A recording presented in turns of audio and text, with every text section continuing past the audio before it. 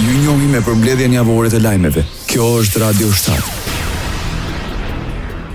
Çmimi i naftës shënoi rënje në tregjet ndërkombëtare, shkaku bë deklarate presidenti amerikan Donald Trump, ku paralajmëroi Iranin të mos ndërhyjë në një nga rrugët më të rëndësishme të furnizimit global me energji. Trump deklaroi se çdo përpjekje e Iranit për të penguar qarkullimin e naftës në ngushticën e Hormuzit do të përballet me një reagim të ashpër nga Shtetet e Bashkuara të Amerikës. Në tregjet aziatike, çmimi i naftës së papërpunuar ra me rreth 6.5% duke zbritur nga $92.46 në $88.15 për fuqi. Një ditë më parë, çmimi i naftës kishte arritur në $140 për fuqi. Shtetet e Bashkuara të Amerikës paralajmërojnë rënje të çmimit të karburanteve me përfundimin e konfliktit me Iranin. Pak pasi të arrihen të gjitha objektivat e ndërhyrjes ushtarake të përbashkët izraelito-amerikane kundër Iranit, publiku amerikan do të shohë rënjen e çmimeve të naftës dhe gazit, deklaroi zëdhënësja e shtëpisë së bardhë Caroline Levitt. Rest assured to the American people, the recent increase in oil and gas prices is temporary, and this operation will result in lower gas prices in the long term. Populli amerikan mund të jetë i sigurt se rritja e fundit e çmimeve të naftës dhe gazit është e përkohshme dhe ky operacion do të rezultojë me çmime të ulta të gazit në afat gjatë, tha Levitt në një konferencë. Ajo shtoi se presidenti amerikan Donald Trump dhe ekipi i tij energjetikës po ndjekin me kujdes tregjet, bisedojnë me udhëheqësit e industrisë dhe se ushtria amerikane po zhvillon opsione shtesë në përputhje me udhëzimin e presidentit për të mbajtur të hapur gjirin e Hormuzit. Irani nuk sheh më hapësirë për zgjidhje diplomatike me Shtetet e Bashkuara, përgatitet për një konflikt të zgjatur. Apeli vjen nga Kamal Karazi, këshilltar për politikën e jashtme i liderit suprem iranian gjatë një interviste për CNN. Nuk shoh më hapësirë për diplomaci, deklaroi Karazi, duke akuzuar presidentin e Shteteve të Bashkuara të Amerikës Donald Trump se ka mashtruar bashkëbiseduesit e tij dhe nuk ka mbajtur premtime gjatë negociatave të mëparshme. Lideri iranian shtoi se forcat armatosura të vendit janë të gatshme të përballojnë konfliktin për një kohë të gjatë dhe parashikoi se lufta do të përfundojë vetëm kur presioni ekonomik global, veçanërisht mbi energjinë dhe inflacionin, t'i detyrojë vendet e tjera të ndërhyjnë për të ndalur agresionin e Shteteve të Bashkuara dhe Izraelit. Irani paralajmëron se politika e tij për sulme reciproke ka mbaruar.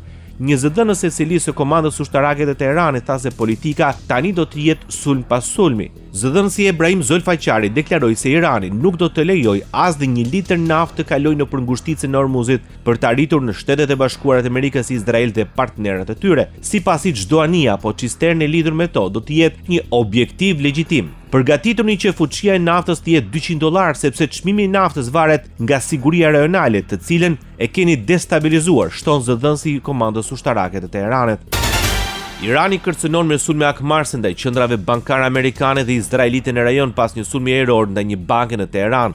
Një zëdhënës i shtabit qendror i komandës së përbashkët të forcave të armatosura të Iranit, Katam Al-Mbia, paralajmëroi se amerikanët duhet të presin veprimin të dhimbshëm akmarrës. Ai u bëri thirrje qytetarëve të qëndrojnë larg 1 kilometër nga bankat amerikane dhe izraelite. Sipas mediave shtetërore iraniane, disa punonjës bankash u vranë gjatë një sulmi në një bankë në veri të Teheranit. Sipas deklaratës zyrtare, ky akt lufte i pajlishëm dhe jo konvencional i jep forcave iraniane të drejtën për të synuar qendrat ekonomike dhe bankat të shërbazit të Izraelit në të gjithë rajonin. Teherani ka nisur akmarrje me sulme me dronë dhe raketa duke shënjestruar Izraelin, Jordanin, Irakun dhe vendet e gjirit ku ndodhen bazat ushtarake amerikane.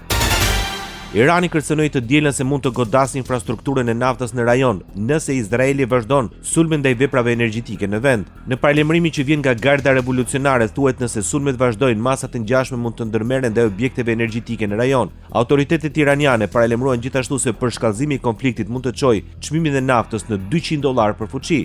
Nëse mund ta toleroni një çmim të naftës mbi $200 për fuqi, atëherë vazhdoni këtë lojë, tha zëdhënësi i komandës ushtarake qendrore iraniane Ebrahim Zolfaqari.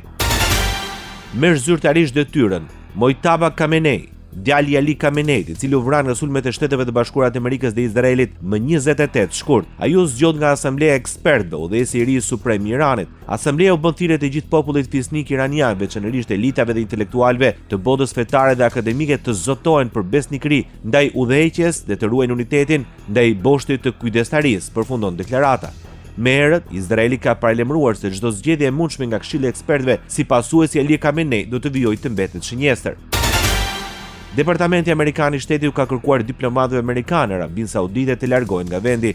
Në raportimet e New York Times citojnë burime që thonë se urdhri për t'u larguar tregon ndërgjegjësimin e administratës për rreziqet në rritje në rajon. Kjo është hera e parë që nga fillimi i bombardimeve që Departamenti i Shtetit ka miratuar një urdhër për t'u larguar nga një vend. Presidenti i Shteteve të Bashkuara të Amerikës Donald Trump siguroi tregjes se rritja e çmimeve aktuale të naftës për shkak të luftës ndaj regjimit iranian do të jetë e përkohshme. Çmimet afatshkurtra të cilat do të bien masivisht kur programi bërthamor i Iranit të shkatërrohet, janë një çmim i vogël që Shtetet e Bashkuara dhe bota duhet të paguajnë për të arritur paqen dhe sigurinë, shkruan Trump në rrjetet sociale. Në Shtetet e Bashkuara çmimi i benzinës ka të kaluar rreth $1.06 për litër. Sekretari i Shteteve të Bashkuara të Amerikës Marco Rubio akuzoi Iranin se po e merr peng botën përmes sulmeve akmarrëse dhe këmbguljes se Shtetet e Bashkuara ishin në rrugën e dur me objektivat e tyre të luftës, mendoj se të gjithë po e shohin tani kërcënimin që ky regjim klerik paraqet për rajonin dhe për mbar botën. Ata po përpiqen ta mbajnë peng botën, tha Rubio në një aktivitet në Departamentin e Shtetit. Irani ka vazhduar të nisë sulmet ndaj Izraelit dhe vendeve anë mbanxhirit të cilat strojnë baza ushtarake amerikane. Presidenti francez Emmanuel Macron ka shfrytzuar një vizitë në Kipër për të njoftuar se Franca dhe aleatët e saj po përgatiten për një mision mbrojtës thjesht mbështetës për të rihapur ngushticën e Ormuzit. Në një udhëtim njëditor në ishullin lindor të Mesdheut, shteti antar më i afërt i BE-s në lindjen e mesme, Macron tha se misioni do të fillojë sa më shpejt që të jetë mundur pasi të ketë mbaruar faza më intensive e konfliktit. Ministri i Transportit Detari Greqisë ka përshkruar situatën në ngushticë si alarmuese duke thënë se shumë tankera janë gjetur të bllokuar në rrugën kryesore ujore, që kur ka filluar sulmet ajrore të SBA-s dhe Izraelit kundër Iranit, rreth 1/5 e furnizimeve botërore me naftë kalojnë nëpër ngushticë çdo ditë, shkruan The Guardian.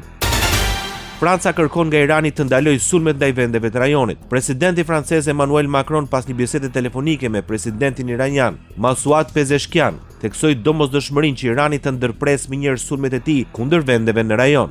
Udhëheci francez kërkoi riadhesim të menjëhershëm të një çifti francez i burgosur që aktualisht ndodhet brenda ambasadës franceze. Ai përsëriti shqetësimet e Francës në lidhje me programet bërthamore dhe balistike të Iranit, si dhe tërësinë e aktiviteteve të tij destabilizuese në rajon. SBA dhe Britania rikonfirmojnë bashkëpunimin. Pas një bisede telefonike me presidentin e SBA-s Donald Trump, zyra e shtypit e kryeministrit britanik Keir Starmer deklaroi se udhëheci diskutuar rreth situatës së fundit në lindjen e mesme dhe bashkëpunimin ushtarak midis Mbretërisë së Bashkuar dhe SBA-s përmes përdorimit të bazave të forcave ajrore mbretërore në mbështetje të vetëmbrojtjes kolektive të partnerëve në rajon, tha në një deklaratë një zëdhënëse nga zyra e Starmer. Kryeministri gjithashtu shpreu ngushëllimet e tij të sinqerta me presidentin Trump dhe popullin amerikan pas vdekjes si 6 ushtarëve amerikan, thuhet në deklaratë. Turqia vendos sistemet e mbrojtjes Patriot në bazën e NATO-s në Malatya. Njoftimi u bë ditur nga Ministria e Mbrojtjes pasi një raketë iraniane u kap nga sistemet e mbrojtjes ajrore të NATO-s më parë. Ky është incidenti i dytë i këtij lloji pas një rakete të parë të kapur më 4 mars gjithashtu në jug të Turqisë. Ankaraja nuk ka marrë pjesë në konflikt dhe nuk ka dhënë leje për përdorimin e hapësirës së saj ajrore. Zhvillimi historik në Samari të Izraelit, krijohet një komunitet i ri në malin e Bal. Ai është pjesë e planit 1 milion në Samari deri në vitin 2015 të udhëhequr nga kreu i Këshillit Rajonal Yossi Dagan. Plani synon të forcojë praninë hebreje dhe të krijojë një korridor të fortë dhe të vazhdueshëm të vetbanimeve izraelite në rajon. Krijimi i komunitetit para vendit të identifikuar në altarin e Josueut në malin e Bal vjen gjithashtu pas përpjekjeve të autoritetit palestinez për të dëmtuar dhe shkatruar vendin historik dhe biblik. Rabini Samaris, Eliakim Levanon, tha se me ndihmën e Zotit, ashtu siç është një themel për popullin Izraelit, ky vend do të bëhet gjithashtu një themel për shumë komunitete të tjera, për një ringjallje të madhe të popullit Izraelit, një shpëtim të madh dhe së shpejti do të shohim shpengim të plot në ditët tona. Ndoqët për mbledhjen javore të lajmeve. Kjo është Radio 7, zëri pozitiv i qytetit.